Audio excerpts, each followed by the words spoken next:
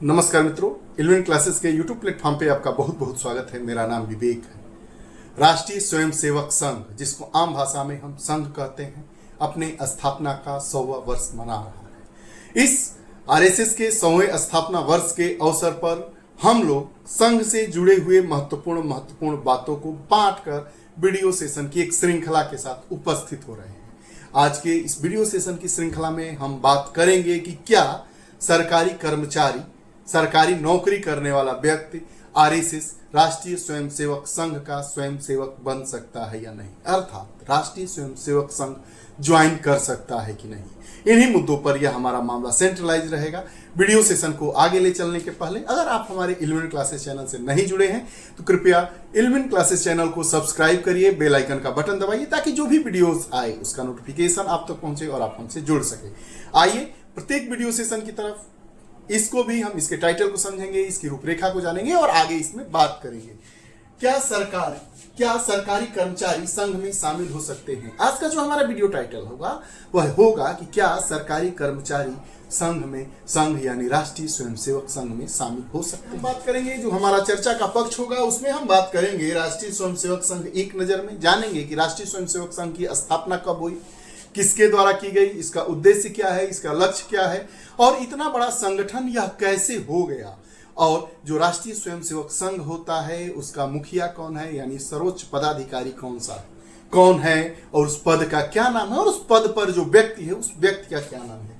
उसके बाद हम अपने इस वीडियो सेशन के दूसरे पड़ाव में बात करेंगे कि क्या सरकारी कर्मचारी आरएसएस राष्ट्रीय स्वयंसेवक संघ ज्वाइन कर सकता है या नहीं। तो आइए राष्ट्रीय स्वयंसेवक संघ एक नजर में बात करते हैं। तो डॉक्टर केशव बलराम हेडगेवार जी के द्वारा महाराष्ट्र के नागपुर में वर्ष 1925 में राष्ट्रीय स्वयंसेवक संघ की स्थापना होती है।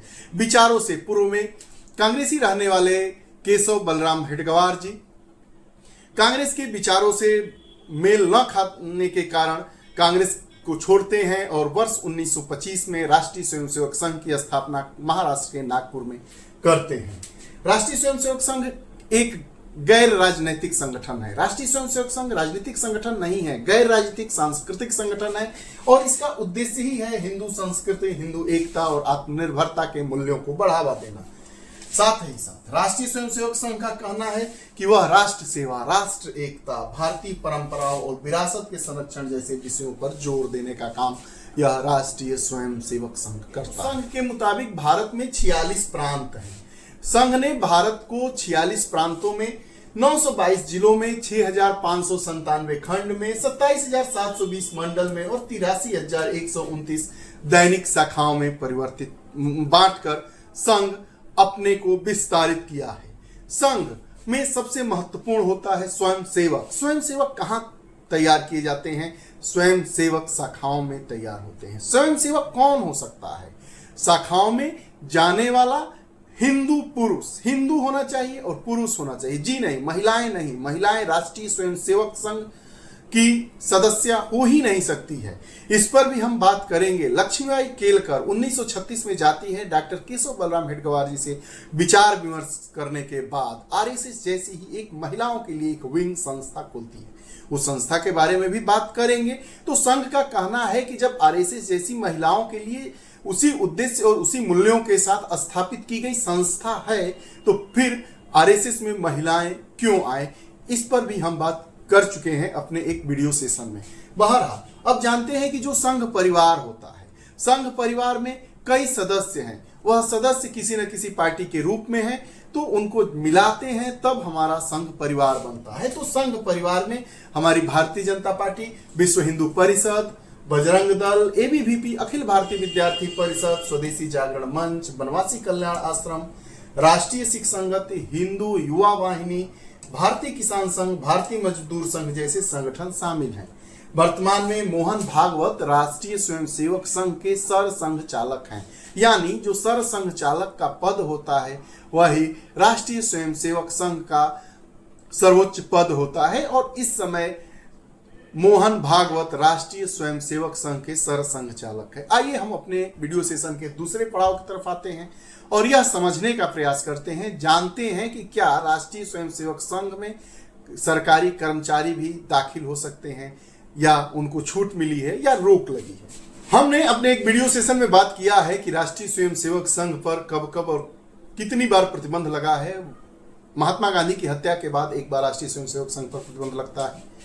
इमरजेंसी के समय 1975 में राष्ट्रीय स्वयंसेवक संघ पर एक बार बंदिश लगाई जाती है, प्रतिबंध लगाई जाती है। और तीसरी बार, अंतिम बार राष्ट्रीय स्वयंसेवक संघ पर बाबरी मस्जिद के विध्वंस के बाद प्रतिबंध लगाया जाता है। बहरहाल इन प्रतिबंधों को कुछ कुछ समय के बाद हटा दिया जाता है। इस पर एक हमारी पूरी वीडियोस है, उसको कृपया आप अगर जाएंगे इल्विन क्लासेस चैनल वीडियो सेक्शन खोलेंगे तो उसमें मिलेगा कि भारतीय जो राष्ट्रीय स्वयंसेवक संघ है उस पर कब कब कितनी बार और क्यों प्रतिबंध लगाया गया और प्रतिबंध कब कब हटा लिया गया। आइए अपने वीडियो सेशन की तरफ वापस आते हैं। क्या सरकारी कर्मचारी संघ यानी राष्ट्रीय स्वयंसेवक संघ में शामिल हो सकते हैं? वर्ष 1966 की बात है। वर्ष 1966 में गृह मंत्रालय मतलब केंद्रीय गृह मंत्रालय, भारत सरकार का गृह मंत्रालय आदेश जारी किया था कि कोई भी सरकारी कर्मचारी किसी राजनीतिक दल या ऐसे संगठन का सदस्य नहीं हो सकता है जो राजनीति में हिस्सा ले सकते हैं। वर्ष 1966 की बात है। भारत सरकार का केंद्रीय गृह मंत्रालय एक आदेश जारी करता है और कहता है कि कोई भी सरकारी कर्मचारी ऐसे संघ में या संगठन में शामिल नहीं हो सकते हैं जो राजनीति में हिस्सा लेता हो। सरकारी कर्मचारियों के किसी राजनीतिक आंदोलन या गतिविधियों में भाग लेने, मदद के लिए चंदा देने या अन्य तरीके से मदद पर रोक लगा दिया जाता है।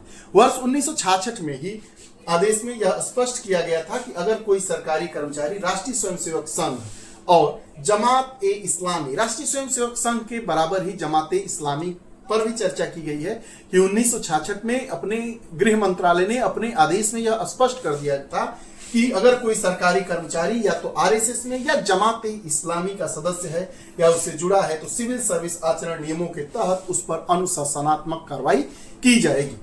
तो 70 और 1980 के वर्ष में पुनः भारत सरकार का जो गृह मंत्रालय है 1966 में जो स्पष्ट किया गया था आदेश था उसी को पालित करते हुए रखता है। लेकिन वर्ष 2024 माह जुलाई का आता है और जुलाई 2024 में केंद्र सरकार के department of personal and training DOPT ने एक सर्कुलर जारी किया और कहा कि 1966, 1970 और 1980 में दिए गए निर्देशों की समीक्षा के बाद उन आदेशों से राष्ट्रीय स्वयंसेवक संघ का नाम हटाने का फैसला किया है। अर्थात हम स्पष्ट शब्दों में कहें तो कोई भी सरकारी कर्मचारी राष्ट्रीय स्वयंसेवक संघ में शामिल हो सकता है। क्यों? क्योंकि सर्कुलर लगाकर पूर्व में दिए गए गृह मंत्रालय के आदेश को हटा दिया गया है। ये रहा पूरा हमारा वीडियो सेशन। हमने इस अपने वीडियो सेशन में यह जाना कि 1966 का भारत सरकार के गृह मंत्रालय का क्या स्पष्ट आदेश था सरकारी कर्मचारियों के लिए। 1970 और 1980 में भी उसी आदेश को दोहराया जाता है, लेकिन उसके लगभग 44 वर्ष बाद उस आदेश पर एक सर्कुलर जारी किया जाता है और राष्ट्रीय स्वयंसेवक संघ में सरकारी कर्मचारियों के प्रवेश के लिए पूरी छूट दे दी जाती है। ये रहा आज का हमारा वीडियो सेशन। आपको कैसा लगा कमेंट सेक्शन में जरूर बताइएगा। ऐसे ही दिलचस्प वीडियोस के साथ, जानकारी भरे वीडियो सेशन के साथ हम प्रतिदिन उपस्थित होते रहते हैं। बहुत बहुत धन्यवाद। नमस्कार। जय हिंद।